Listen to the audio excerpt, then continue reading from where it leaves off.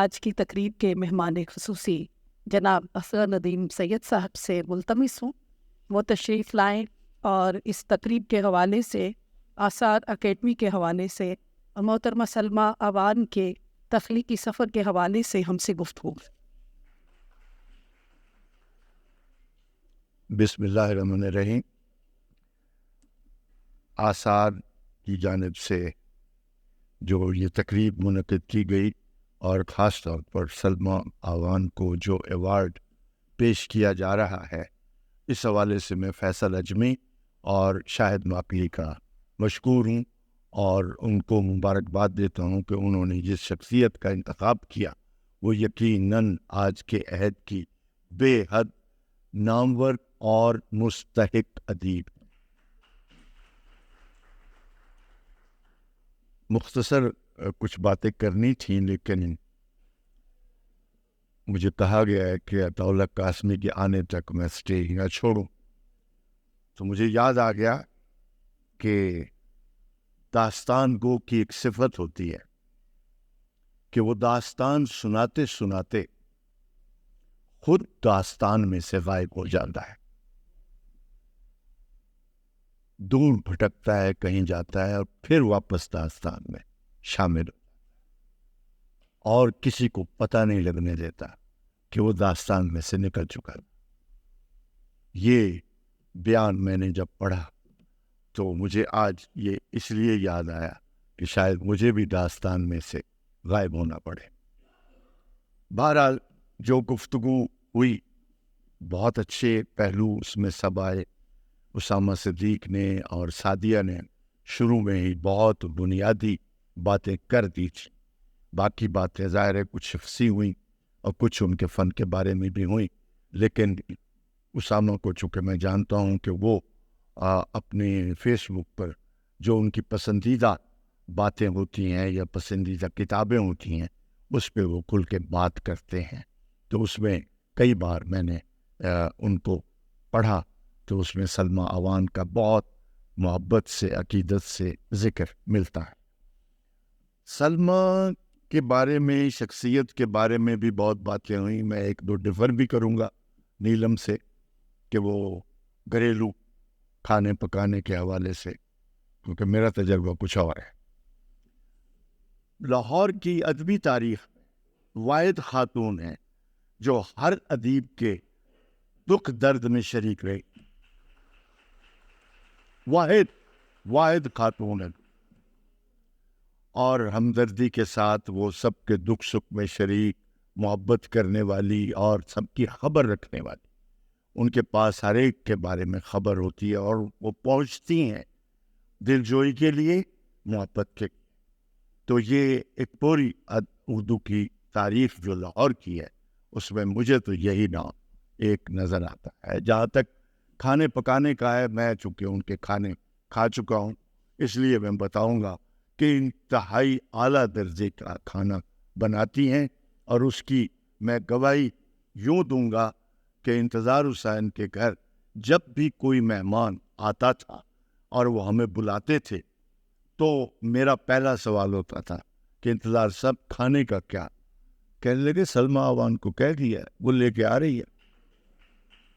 تو اتنے کھانے ہم نے ان کے ہاتھ کے کھائے ہیں کہ مجھ گنتی میں بھول چکا ہوں، اور جب یہ داخل ہوتی تھی تو ملازم 2 دیگچے یا 3 دیگچے اٹھائے داخل ہوتا تھا، اور انتظار حسین کی کسی اور چیز کی ضرورت ہی نہیں ہوتی۔ تو یہ جو ان کا اشتراک ہے ہماری ادبی برادری کے ساتھ، ادیبوں کے ساتھ، وہ ہمارا ایک کنبہ جو ہے، ہماری جو فیملی ہے، اس میں سلمیٰ اوان آپا کا درجہ رکھیں، ماں کا درجہ رکھیں، دوست کا درجہ رکھیں، کوئی بھی جو بھی درجہ وہ رکھیں، لیکن وہ ہر اس محفل میں موجود ہیں جہاں محبت کی، چاہت کی ضرورت ہوتی ہے۔ ان کے ادب پر ظاہر بہت باتیں ہوئی ہیں، تو میں یہ سمجھتا ہوں کہ وہ پولیٹیکلی موٹیویٹڈ رائٹر جو پہلی بات میری سمجھ میں آتی ہے، جو کہ بہت مشکل ہوتا ہے، اگرچہ بڑا ادب سارے کا سارا پولیٹیکلی موٹیویٹڈ ہوتا ہے، اس کے بغیر ادب تشکیل نہیں پا سکتا۔ تو ان کی سارے بیک گراؤنڈ میں سب کے پیچھے ہمیں ایک ہی چیز دکھائی دیتی ہے کہ وہ پولیٹیکلی مائنڈیڈ ہے. سیاست کو، عالمی سیاست کے جبر کو، نیشنلزم کے جبر کو، اور اسی طرح کی جغرافیائی حدود کے جبر کو بڑی اچھی طرح سمجھتی، اور اسی نقطۂ نظر سے وہ لکھتی رہی. میرا ذاتی نقطۂ نظر یہ ہے کہ تاریخ کے ساتھ جب ہم نے دھوکہ کیا، اس کا بدلہ تاریخ نے نہیں لیا، جغرافیہ نے لیا ہے. عطا صاحب آ گئے، اب مجھے داستان میں سے غائب ہونا آسان ہو جائے گا. تو میں بتا رہا تھا کہ تاریخ اپنا بدلہ نہیں لیتی، اس کی جگہ جغرافیہ بدلہ لیتا ہے. اور یہ بات ہمیں ان کے ناول جو بنگلہ دیش کے پس منظر میں ہے اس نے بتائی ہے، اس نے سمجھائی ہے. تو ان کے فکشن کو دیکھیں، اگر ان کے سفر ناموں کو بھی دیکھیں. عطا صاحب آ جائیں تو میں بات جاری رکھوں گا. آپ ان کو بلائیے.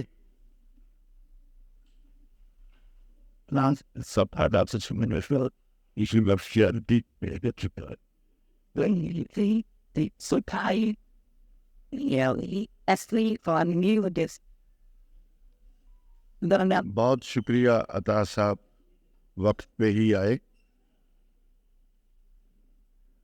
میں بس مختصر ایک آدھ بات اور کروں گا کہ جو سفر نامے انہوں نے لکھے وہ سب کے سب کسی تفریحی ضرورت کے تحت نہیں ہیں، نہ ہی وہ ان افسروں میں شامل ہیں کہ جو اپنے دوروں پہ جاتے ہیں یا جو بزنس ٹورز پہ جاتے ہیں تو واپس آ کے وہ کوئی نہ کوئی سفر نامہ لکھتے ہیں جو گھر سے شروع ہو کر واپس گھر تک مکمل ہوتا ہے. یہ وہ سفر نامہ نگار نہیں ہے. یہ ایک بہت ہی کہنا چاہیے کہ فوکسڈ اور ایک سمت میں انہوں نے سوچ کر وہ سفر کیے ہیں، اور وہ سفر انہوں نے اختیار کیے ہیں. وہ کوئی ان پہ جبر نہیں تھا، وہ کوئی حادثاتی سفر نہیں ہے، بلکہ سوچے سمجھے ہوئے سفر ہے کہ مجھے یہ کرنا ہے اور مجھے یہ تفتیش کرنی ہے. یہ آنکھوں سے دیکھ رہا ہے. جو باتیں جرنلسٹ ہمیں بتاتے ہیں میں ان پہ توجہ نہیں کروں گی، میں خود جا کے دیکھوں گی. تو یہ سارے سفر ان کی گواہی ہے، اور چشمدید واقعات کے ذریعے سے انہوں نے کوئی نہ کوئی تھیسس بنایا ہے، کوئی نہ کوئی رائے بنائی ہے، اور وہ رائے یقیناً اتھینٹک ہے کیونکہ خود دیکھ کے اور وہاں موجود ہو کے انہوں نے اس کا فیصلہ کیا ہے. میں نے جتنے بھی ان کے سفر نامے اور جن کا ذکر آیا، وہ چاہے مشرق وسطیٰ کے ہوں یا روس کے یا اسپین یا اس طرح کے علاقوں کے، سب کے اندر ایک فوکسڈ نقطہ نظر موجود ہے کہ مجھے یہ سب کرنا ہے، دیکھنا ہے. تو میں یہ دیکھ رہا تھا، بلکہ اسامہ سے بھی میری بحث ہوتی رہتی ہے کہ جتنے بڑے ناولسٹ ہیں دنیا کے نامور، سب سفروں پہ نکلتے ہیں. سب کی زندگیوں میں بڑے سفر ہیں، سمندروں کے بہت بڑے سفر، اور وہ سفر نامہ نہیں لکھتے. انہوں نے سفر کیے تو ناول لکھ کے لائے. انہوں نے سستی تفریحی لذت ان سے نہیں لی. ان کا جو آؤٹ کم تھا وہ ایک بڑا ناول تھا، چاہے جوزف کانرڈ کا ان دی آئی آف ڈارکنیس ہو یا کوئی بھی ہو، یا اولڈ مین اینڈ دا سی ہو، یا کوئی بھی ہو.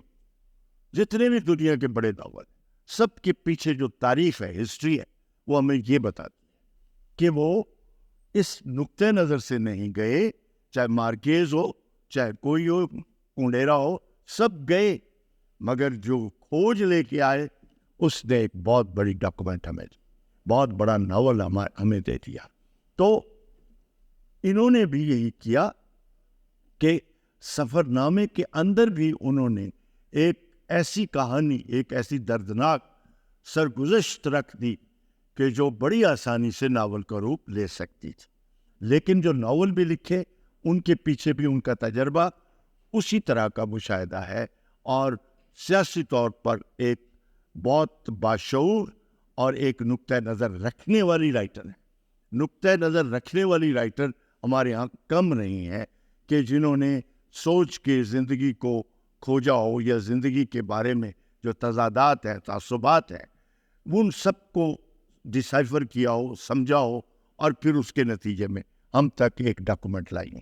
تو سلمی عوان کے کام کو میں سمجھتا ہوں اگرچہ سراہا گیا، لکھا گیا، اکثر ان کے اوپر میں مضامین پڑھتا رہتا ہوں، لیکن ابھی بھی میں سمجھتا ہوں کہ جس پائے کی، جس اسٹیچر کی وہ ایک ناول نگار ہیں، یا نثر نگار، یا سفرنامہ نگار، اس کا حق آج تو ادا ہو رہا ہے، لیکن میں سمجھوں گا کہ آئندہ بھی یہ حق ادا ہوتا رہے، اور ہم سب اس میں شامل ہیں۔ بہت شکریہ۔